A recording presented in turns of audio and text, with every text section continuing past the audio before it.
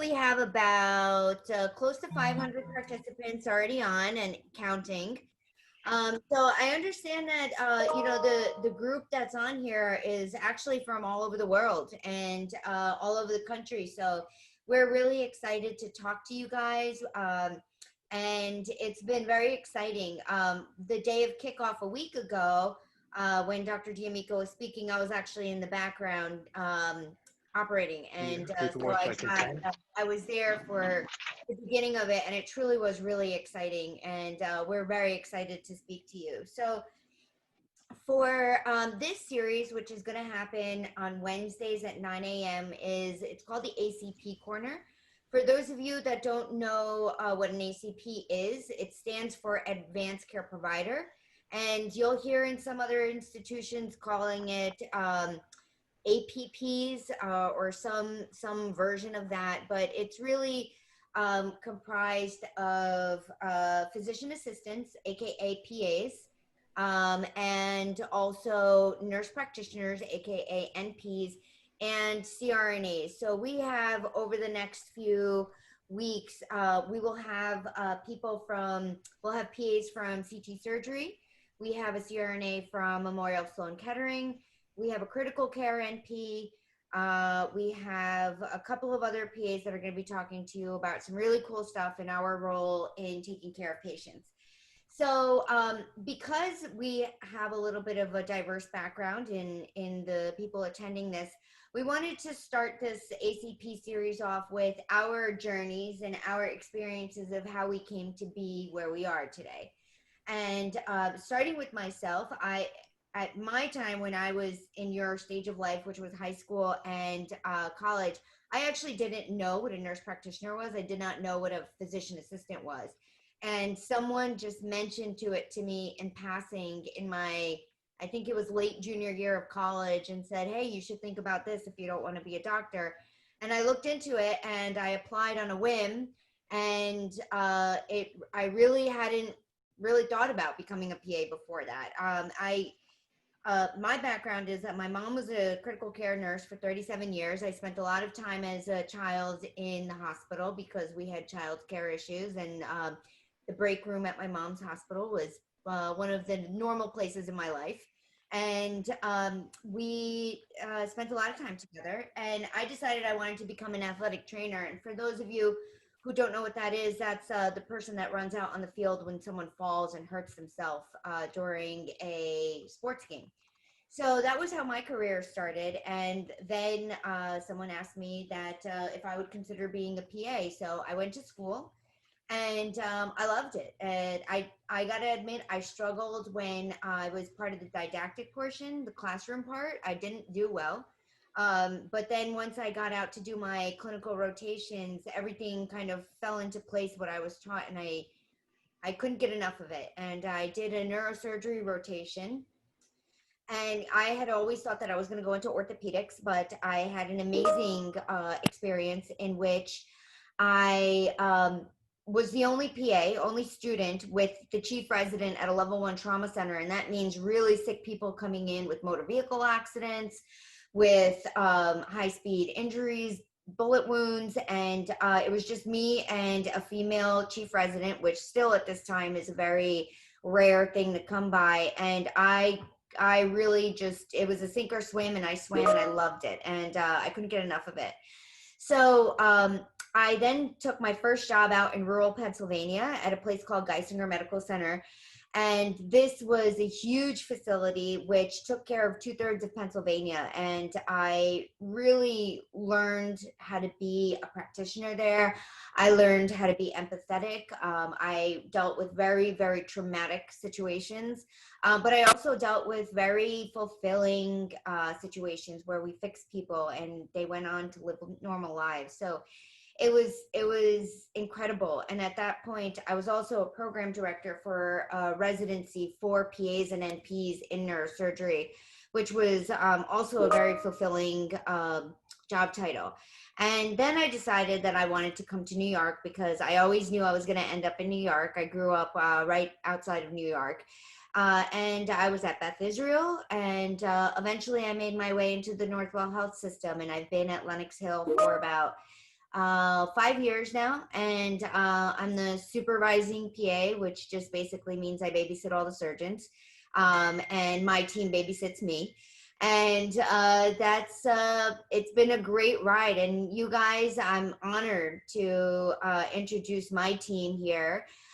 This is, this is my family that is here, and they have supported me through rough times. I've supported them, and although we're not physicians, we're probably the people that the patients see the most. We're the ones that execute. We're the ones that make sure that the patients are happy, alongside with the surgeons. And it's an extremely fulfilling job, and it's even better because I have these folks to work with. So we are going to go through the order of our panelists. We have Cynthia Leapes, nurse practitioner. We have Guillermo Restrepo, who is currently in the cath lab doing a case. We have Kerry Ann, who's with Cynthia. She's one of our nurse practitioners. She works with Dr. Levine and others, not just him. And we have Anthony, one of our physician assistant extraordinaire, and kind of mans our neuro ICU. So without further ado, let's start off with Cynthia and hear her journey of how she became the amazing NP that she is today. Hi, how are you? Welcome, everybody. Glad you could join us. My name is Cynthia. I've been a nurse practitioner for many years. So basically how it all started was I didn't know what I wanted to do. I did know when I was younger that I wanted to become a nurse. So during high school, I ended up like volunteering and then doing some classes, hospitalization classes that you could join in and like be a volunteer. So years ago, they used to call it like a candy striper. Remember that? That was years ago. So I started doing that. I went to school, college, like Anu said, there's some classes that you excel in and others that you do not. I'm a doer and a learner by showing. So if somebody could end up like, I could teach you by demonstrating versus sitting down in a classroom. So some classes, like I said, you excel, some you don't. Then I ended up working in a nursing home while I was in high school, just to see if I liked it. And to believe it or not, I love geriatrics. I love the older people. I love interacting with them. I love speaking with them. And they taught me a lot just by listening. So then I graduated and I ended up working. My first job was in neurosurgery as a nurse, a bedside nurse. And I was there for about 5 to 7 years. And I loved it, but I felt like I needed to expand somewhere, do something else. So I ended up floating around. I did cardiothoracic, I did medical, general surgery, I did all the ICUs. And then I ended up having a baby. Well, before that, I didn't know what a nurse practitioner was. So I said, all right, now I'm in my 20s. I need to do something with my life. I wasn't married at that time. And I said, okay, let me just, I'll go back to school. So I ended up going back to graduate school, and that's where they said, oh, yeah, become a nurse practitioner. I'm like, well, what is a nurse practitioner?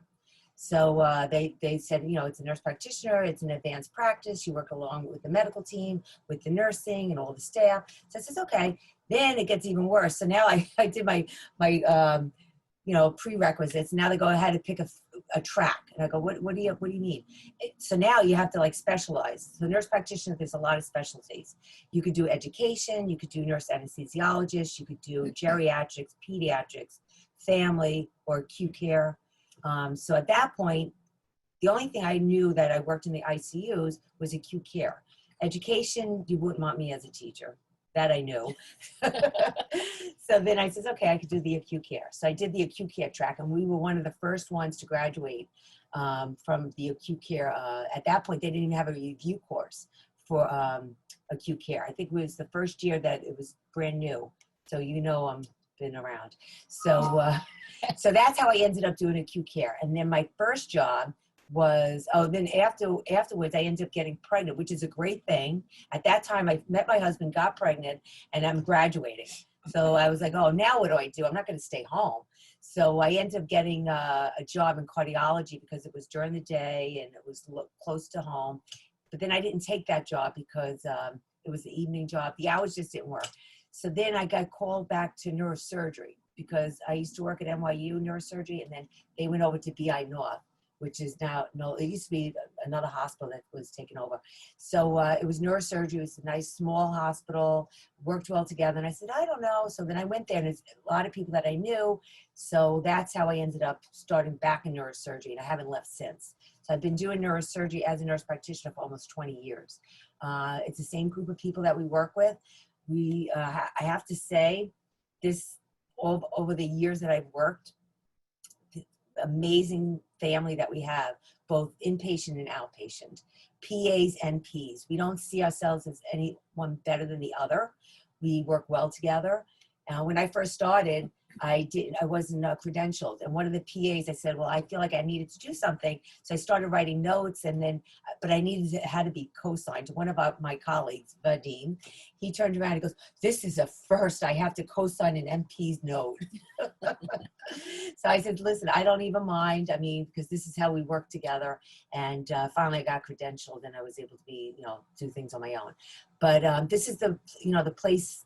Lenox Hill, I have to say, is the place. I worked with Dr. Langer for many years. I started out with him when he was a junior attending at Beth Israel, and that's how I ended up here at Northwell. So he had called me up one day because he had left, and he says, do you want to come over? And at that point, I was like, you know what? It wasn't the right time for me, just because I'm a very family-oriented person, and my father was sick at that time.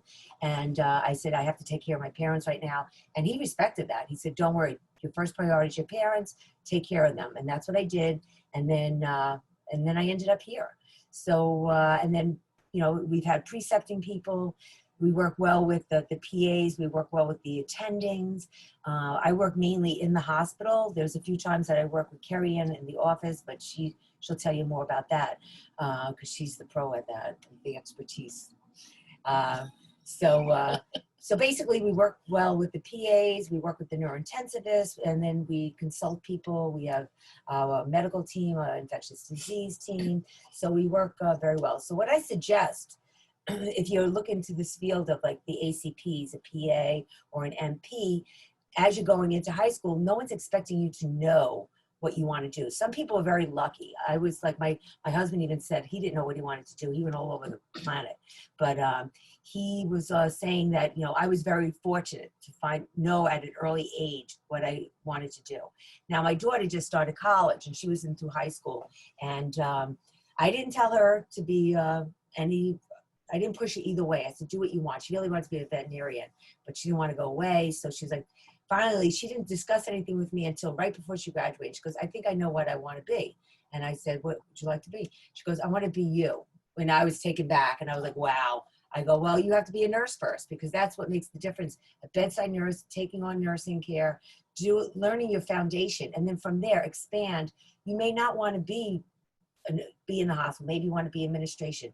Maybe you want to be an educator. So there's a lot of opportunities by becoming a nurse practitioner. And I was trying to push her to be a nurse anesthesiologist. That's what I said, if I had to do it again, maybe I would have done that. But I love what I do. I love the people that I work with. We are a family. We have open door policy. We're able to enter anybody's door at any time. Just if it's closed, we do knock. But if it's locked, we're not going to go in. So, and that's all I have to say. I mean, anybody have any questions? During high school, I would say take some of your AP classes, some of it like anatomy, physiology, hospital. I think they have administration. So that's very important. And then just see from exposing yourself, maybe that's not what you want to do. Maybe you want to do something else. So no one's expecting you to make a decision early in life. It's just knowing you have these opportunities.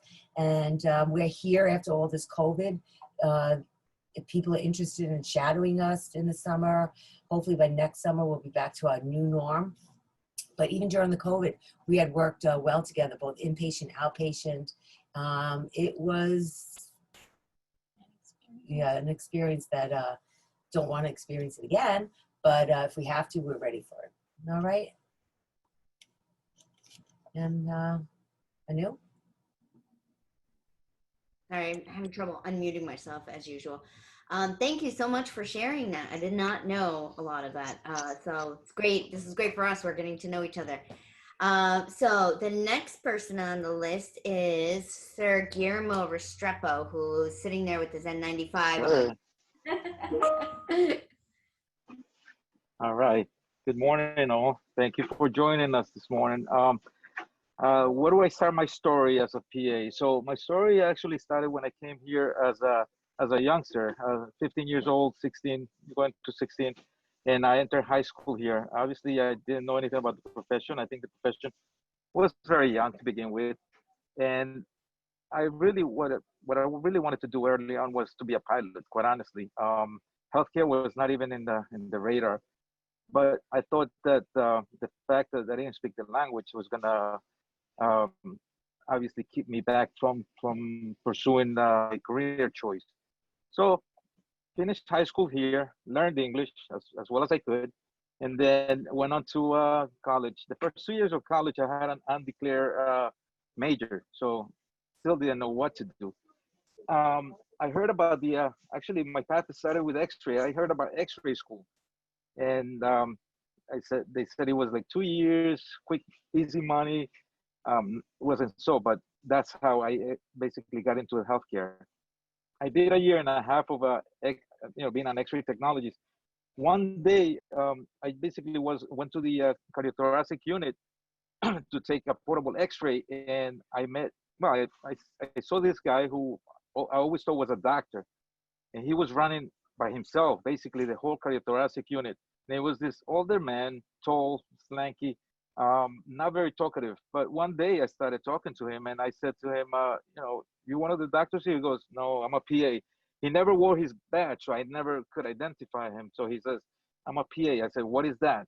And that's how he kind of introduced me to the profession. He says, it's advanced level practitioner who goes to learns medicine in a little more abbreviated type of way, but it has ultimate major responsibilities in caring for patients. And I thought that was it. I started looking into it, and I was fortunate enough that I was able to get into a PA school. As back in those days, it was not quite as difficult as it seems to be now. But regardless, I started the program, completed it, and then my first job was in radiology. As it seems like X-ray follows me, and I was basically in charge of taking care of patients, getting all the diagnostic studies, giving them contrast, starting their IVs, doing consents, treating their allergic reactions, and assisting during biopsies. Basically, I was doing sedation for these patients. And then I heard about this opportunity at North Shore for PAs in neuroendovascular, which is a subspecialty of neurosurgery, which we deal with just primarily with the vascular diseases of the brain and spinal cord. Um, and it's all done with catheters, similar to how cardiologists study the heart. We just study the brain and spinal cord blood vessels.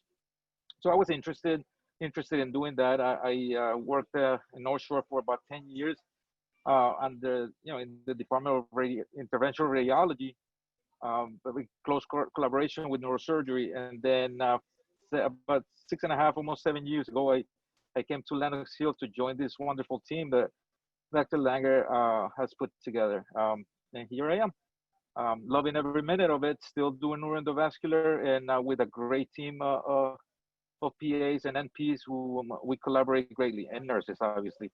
Can't do anything without nurses. So that was my career path, and this is where I am now. Great, thank you so much. So Guillermo, and he's going to cringe when I say this, has probably the most experience with cerebral angiography than even some of the attending. So Guillermo is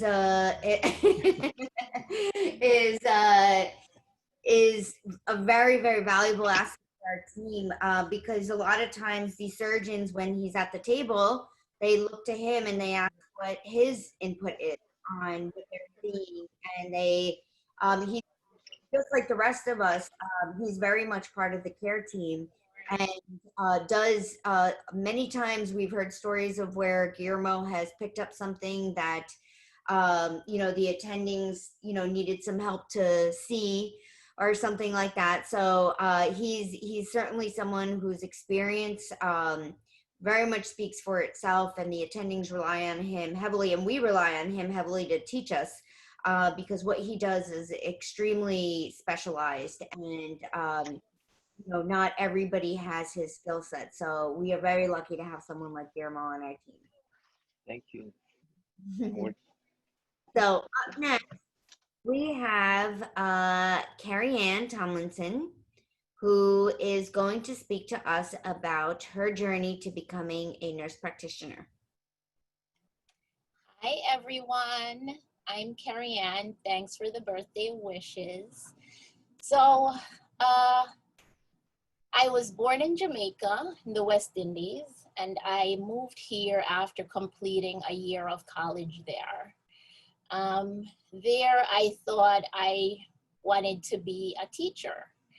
I always knew I wanted to help others or give back as much as I can. So I thought I was afforded the opportunity to go to college. So I would actually become very fluent in Spanish and become a Spanish teacher. But guess what? Today I know little words of Spanish. So that did not pan out at all. Then I moved here. When I moved here, my first job was in a Jamaican restaurant. And while I was in the restaurant, one of the customers came in and they said, "Hey, what's your plan for your life?" And I'm like, "I'm not sure, maybe teaching." And she looked at me and she said, "I think you would be a really nice nurse. Check out a school that's not far from here." So I looked into it and I was accepted at first to go to a community college, Queensbar Community College. I got my associates, I became a nurse, and it's a 2-year college, but as everyone so far has said, it's a lot of work. A lot of days crying, trying to figure out, did I pass the exam? Will I move on to the next stage? It was not an easy role, but I did it, and I can't really give all the credit to myself. I have to give credit to my family who encouraged me, and just to other people around me that I grew up with who said, "Hey, you can do this, you can do it." So my first job, well, back then you didn't have the computers where you went online and you applied and this whole system of uploading your resume. I drove around to hospitals and I dropped off my paper resume finding out, hey, where's HR? Let me leave a resume and hope someone will call me back. Then I got a call from North Shore Hospital, which is a part of the Northwell Health System. And I started working in one of their medicine units. And I worked there for 9 months. And the manager said to me, "Hey, we're opening up an ICU. Fill this out. You're coming with us. You seem like you'd be a very good ICU nurse." Which I heard she is. And one of the best. And I worked in the ICU. We went around from surgical ICU to medical ICU, and then we opened up the neurosurgical ICU, and I was a neurosurgery nurse for over 9 years, and I loved it. I loved the rush. I loved when we brought patients back from, let's say, death's door. I love when we saw the subtle changes and the doctors and then and the PAs just made quick thinking and a patient did well. And then I'm like, what's going on? What's the next step in my life? An associate's degree can't be it. So I looked into other schools. I found Stony Brook University, which is a college on Long Island. And I went into their dual program, which they had a bachelor's and a graduate program combined. And I became a nurse practitioner. And I'm like, okay, now I have these degrees. What exactly am I going to do with my nurse practitioner degree? This is a huge responsibility. As per the state, you can treat patients and diagnose. And like, Do I do this on my own? Then we're told, okay, no, you'll have a mentor or you'll have a collaborative agreement with a physician who is somewhat your guide. And I got accepted to a position here at Lenox Hill, working in the outpatient department. And my God, that was now a total change for me. Going from the ICU to working in the office. And I'm like, how am I gonna do this? Stat doesn't mean stat in the outpatient like it does in the ICU. I'm gonna go crazy. I have to wait 24 hours for a lab result? Oh, but it's a different kind of busy in the outpatient world. It's a different kind of busy. So my role in outpatient is we see a lot of patients who need surgical consults, and my role is somewhat to guide them through that process, get them worked up, as we would say, make sure all their lab work, their medical history, everything is up to date, and then kind of hand them over to Cynthia, and she takes care of them inpatient, and then they come back to me once their surgeries are completed, and I now complete the course and guide them through their post-op recovery. As Cynthia had said, being a nurse is one of the best careers you could ever think of doing. You have so many different roles. You can work in outpatient, you can work in inpatient, you can visit patients in their homes, which I did at one point. I was an infusion nurse. You hear Guillermo talk about placing IVs. I love those when you just put an IV in and you can give patients their medications and their hydrations. You can be an educator. As a nurse practitioner also, you can specialize. We specialize in neurosurgery. You can specialize and just take care of patients in primary care. It is such a wide field.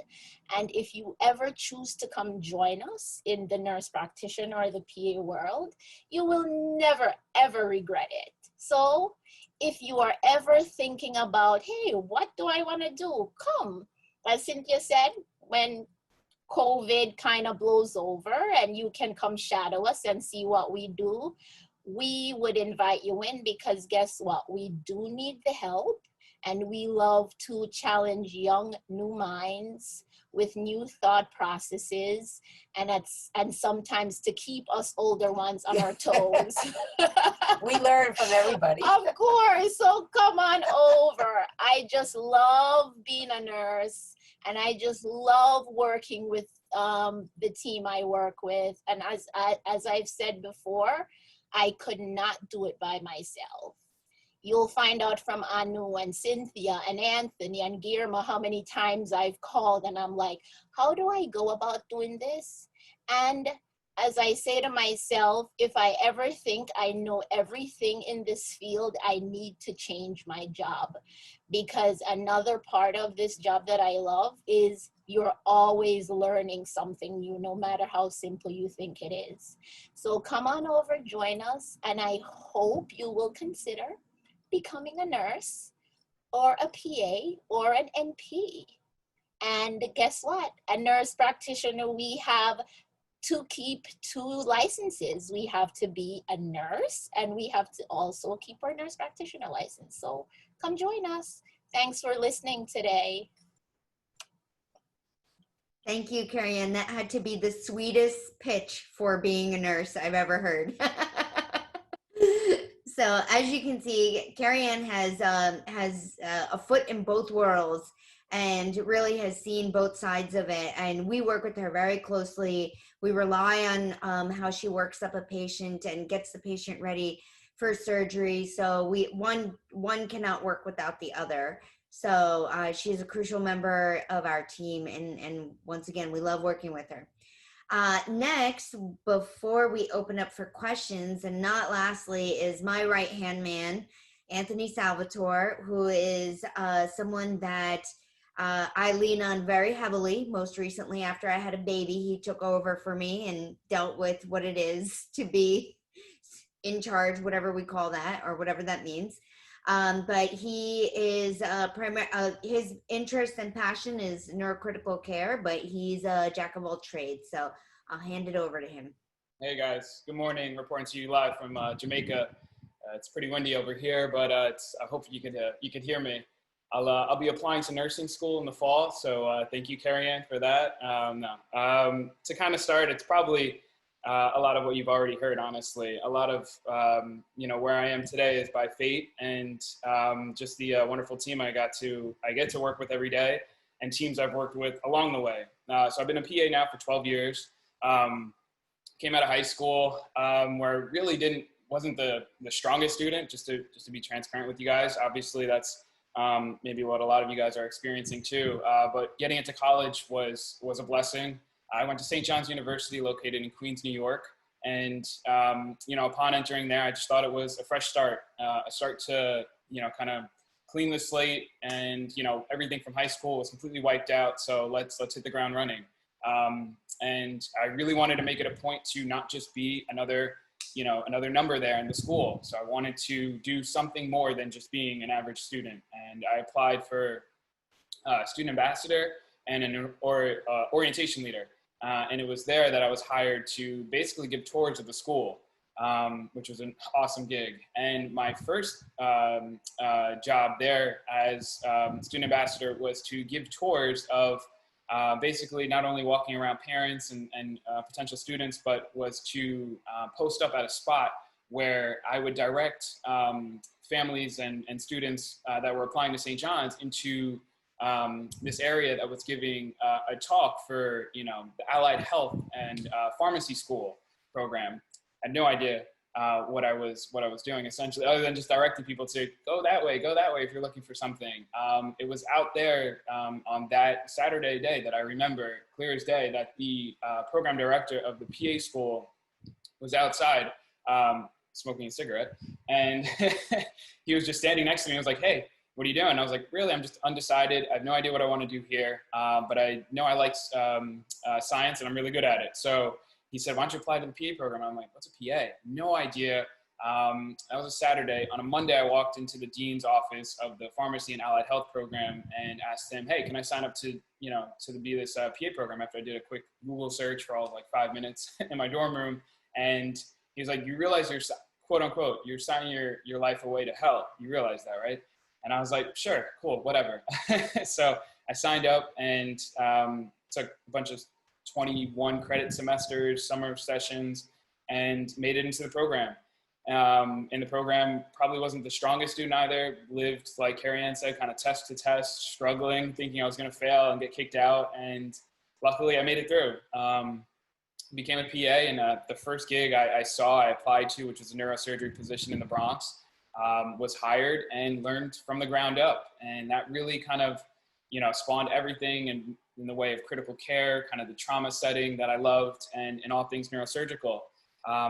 Worked in the Bronx for a few years, and kind of migrated down to Manhattan for Cornell University and Hospital, and worked there doing neurosurgery step-down unit.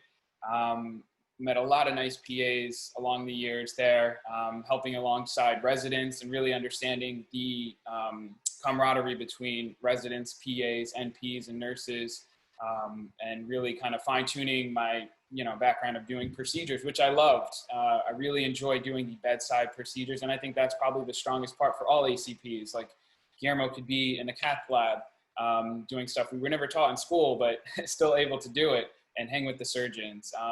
And I enjoyed just being at the bedside doing, just simple IVs and things like that, but also to the extended degree of doing invasive procedures. And that to me stood out the most. I then migrated over literally across the street to a hospital called Hospital for Special Surgery, doing orthopedics, where I thought, oh heck, I love sports. That I really love doing, total hips and knees and joints and spine surgeries. Learned a lot, met a lot of great PAs, but again, really missed the acuity of neurocritical care. So I migrated back to the first hospital I worked at in the Bronx, New York, and now in a SICU position, where I met one of my mentors there, and who really taught me how to fine tune and do everything sterilely, better, stronger, and kind of hone my skills in being able to teach other residents. other PAs, and I use that, you know, to the degree that I'm now a more senior PA in teaching other PAs. I left that position to go to Florida, which was an experience in and of itself with my then girlfriend at the time, to experience neurosurgery in another state, because as a PA, that's probably one of the coolest things that we could literally practice wherever just by applying for a license, and experiencing other parts of America, which was interesting. It was a great learning experience, but it wasn't for me in that I still missed the neurocritical care aspect of it. I still missed being an ICU PA to some degree. Kept in touch with a lot of the PAs I worked with and went to school with here in New York, and that's how I ended up back at Northwell Health, where, again, we're still building up this program and following the lead of Dr. Langer.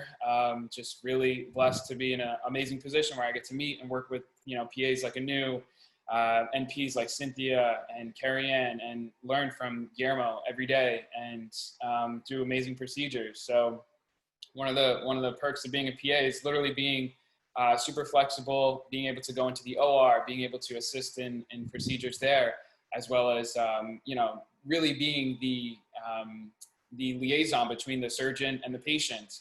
You know, their time is stretched so thin that they don't get to afford that extra, you know, helping ear to family members and kind of connect those dots. Whereas we're, you know, like nurse practitioners and nurses in between are able to really help and guide those families, explain those procedures, give them that extra, you know, that ear or even shoulder sometimes to cry on. So super blessed and really happy that I chose this position, or it kind of stumbled upon my lap, and here I am. Great. Thank you so much for sharing that. Once again, I feel like I've learned a whole other level of my colleagues that I work with, like literally every day of my life.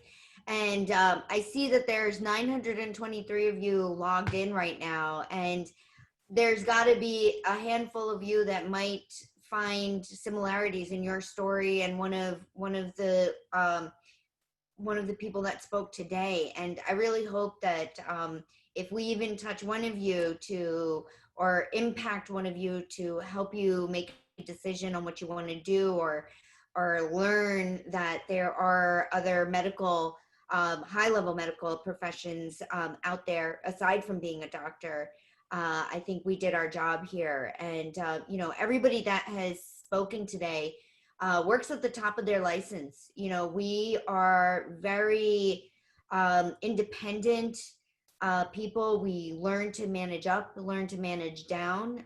We are leaders in our fields. And, you know, this all started with making that decision to become some kind of advanced care provider. So this is not an untouchable thing. Each and every single one of you, 926 people, can achieve this wherever you are in the world. So with that being said, let's take some questions, Josh. So I'm gonna open the chat up. The questions usually come in pretty fast, so just answer the ones that you can get to. Okay.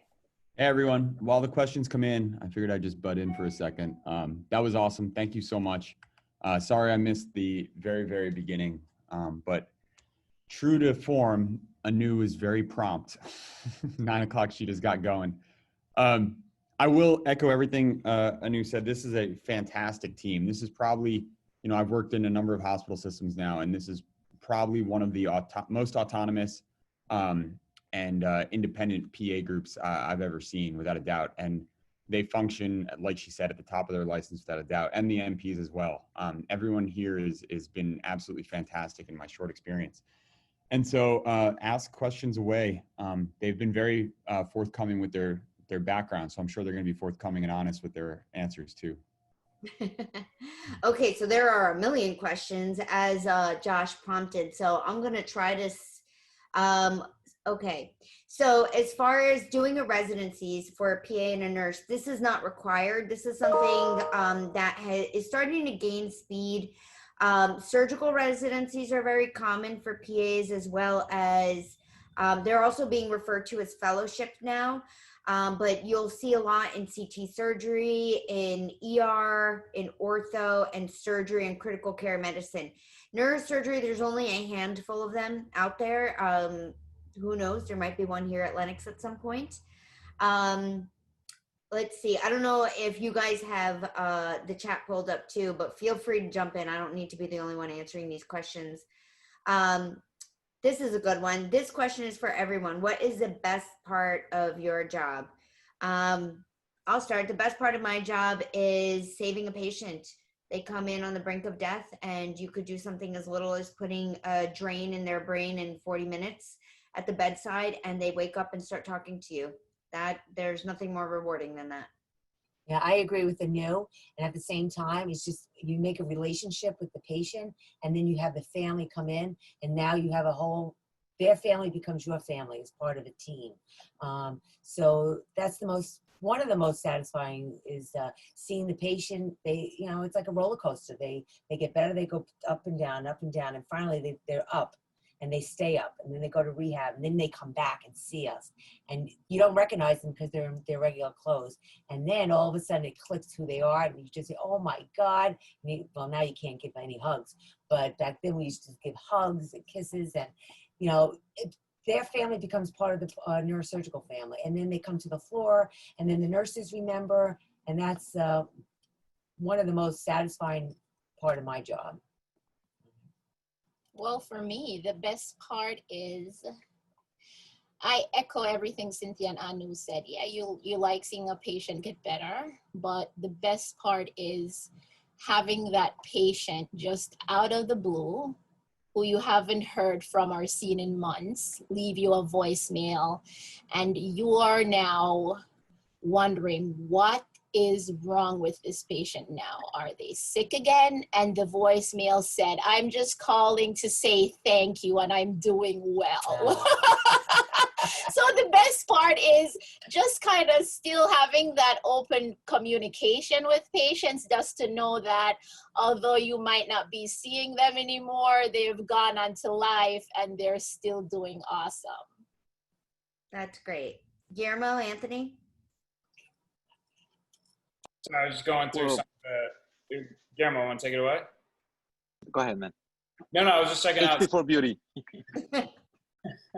I just saw Claire asked a good question again, just asking about a typical day. So just in short, especially at Lenox Hill Neurosurgery round, see our patients, round with the attendings, bedside procedures, call consults, really just kind of speaking with the families, getting diagnostic tests done, doing really cool procedures at the bedside, really just helping to maintain the flow of what the surgeons have on deck and keeping, patients, taken care of and, expediting their discharge and, kind of going from there. That's the ICU part of it. I'm sure Anu could speak to the OR part of it all. But it's multifaceted and it's very fast paced. So that's a good question. And on the 22nd, I'm actually doing a what our day looks like talk, complete with like pictures and everything of what we do on a regular basis. So if we don't get to all of these questions today, there's going to be ample opportunity to ask a lot of these questions in the coming weeks. So Guillermo, why don't you finish up the best part of your work part, and then we're going to tackle some of these questions that might have very quick answers. Okay.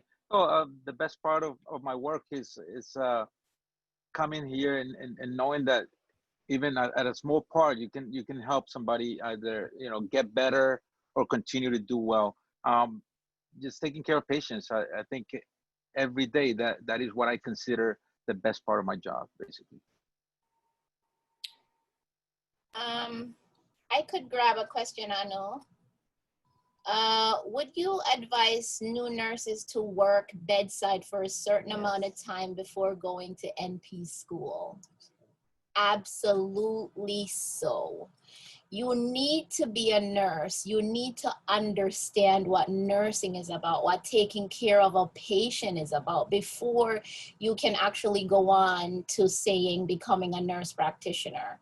Because if you don't understand the diagnosis, how can you actually how can you treat that diagnosis? Because no, although you have a mentor or you have other NPs or PAs you can call on, it's solely up to you to recognize subtle changes. So I really would advise at least working as a nurse for at least a year or two, 2 years, I would say, and then go on to pursuing an NP degree. You actually will be so awesome at what you do because you'll understand what a nurse at the bedside is actually going through. You'll understand before writing a prescription for 40 of Lasix, you will not write to pull the Foley catheter, okay? Yeah, I agree with Kerry Ann. I mean, NPs are great, but I've worked with both, ones that had bedside experience, like a year or two, and then others that had no experience. And you will see the difference with the bedside nurse becoming an NP versus just going that dual program to become an NP. Sometimes you walk in the room and just say, something's not right. You may not know the answer, you just know something is not right. And then you go, as a nurse, because you did a bedside nurse, you're gonna pursue that more. And that's the difference, that becoming a nurse first. I told my daughter the same thing. I said, you have to be a nurse. I did that. I said, the bedside nurse, and then at that point, maybe you don't want neurosurgery, maybe you want medicine, maybe you want cardiology. You don't know. So that's going to make your pathway. So definitely, I would say a year or two experience as a nurse at the bedside, learning your basics, then you can go on and go further.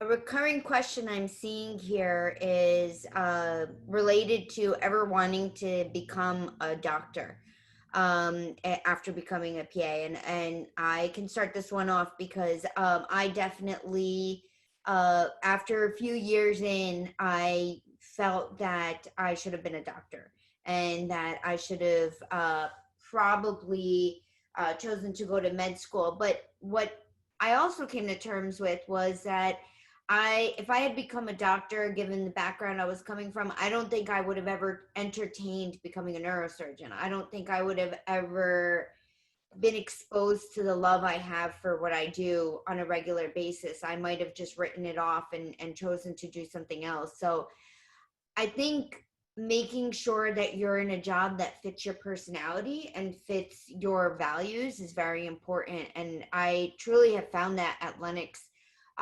Because it depends on your interactions of your doctors. If you're being constantly spoken down to and you're working with a doctor that doesn't have the value or doesn't understand what a PA and an NP can do, that we are practitioners, we can function autonomously, it puts you in a very odd position because then you never learn your potential. So I think when you guys do go out there and if you choose to become an ACP, understanding what you're getting into is very important. Understanding what the expectations of your level of autonomy down the road is very important.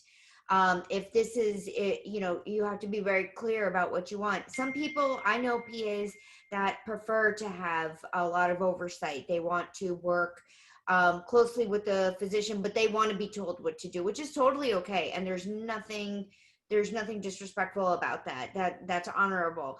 But there's other people, like everybody on this panel, where when we have an opinion, we want it to be heard. And our surgeons, our group, they treat us like partners. They do not treat us as kind of, peons that just do what they say. And I think that really makes the big difference. And you guys, as you go through your rotations, need to identify what you do and do not like on your rotation so that you have a better, clearer picture of what you want when you start interviewing for jobs. Yeah, I knew I could also piggyback off of that too, because I knew when I first graduated, a year into being a PA, I went back to take a Kaplan course and I was going to take the MCAT. I was dead set. I was like, this is great. This is cool. But I had a neurosurgeon over in the Bronx say, I'm going to write you a reference letter. We're going to get you into med school. You can work part-time being a PA. I was just slam dunk. It's the best idea ever.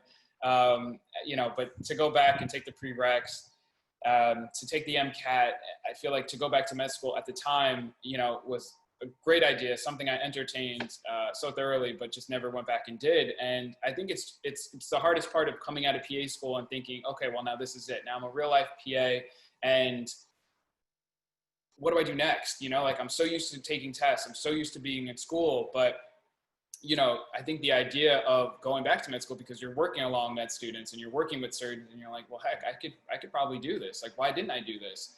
I think the hardest part is really realizing, you know, what it is that you want. Because at the end of the day, that's what it comes down to. And that's so hard to know when you don't know anything else, or you're so young and you're thinking the world is your oyster. You know, you can do whatever you want in this world. And, you know, to really grasp that is the hardest thing. And like you had said, you know, really trying to fine tune what it is that you want, because that's going to be the driving force at the end of the day, whether it's to be an MD, to be a surgeon, a gen surgeon, plastic surgeon, to be a PA. If you could really figure that out, that's going to be your driving force to motivate you to get through all the tests and the rotations and to take your board exam.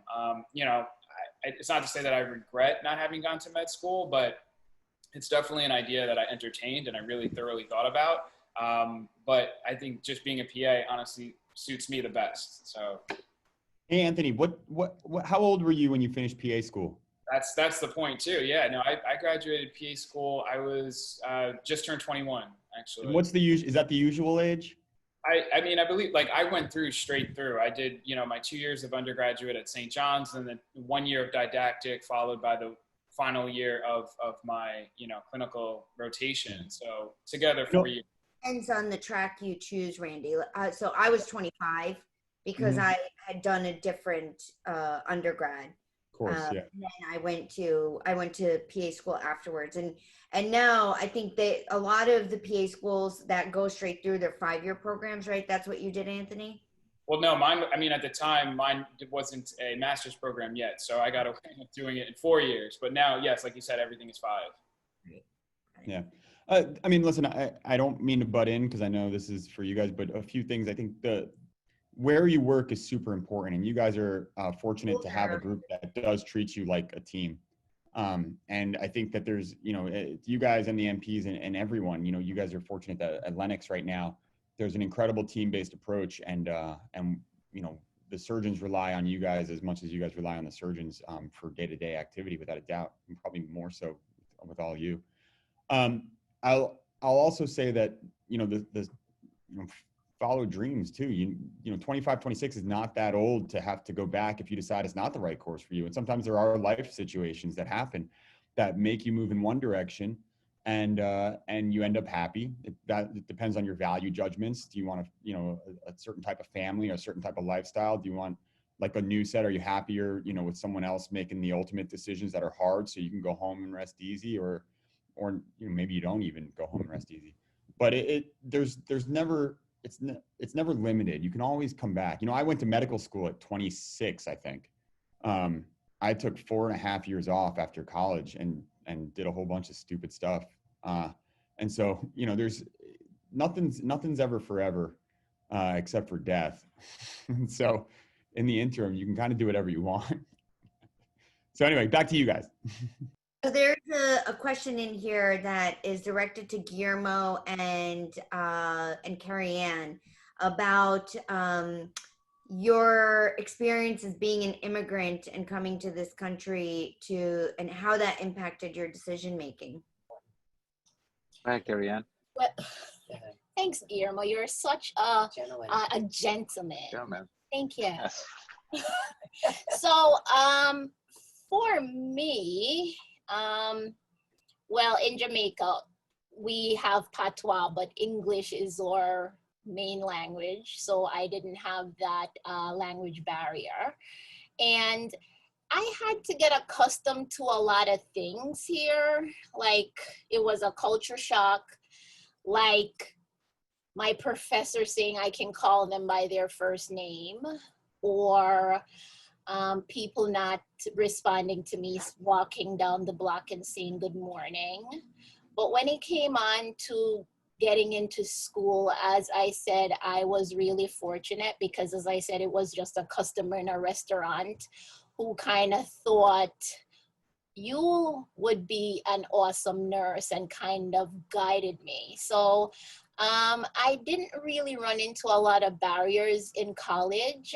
I had professors who were very helpful and kind of guide me through this whole new role of living in this huge America. So I would, as I said, was very fortunate. And I think if anyone else is an immigrant and looking to somewhat do schooling here, it's a very, very wide world and a lot of diversity here, a lot of things you can get into.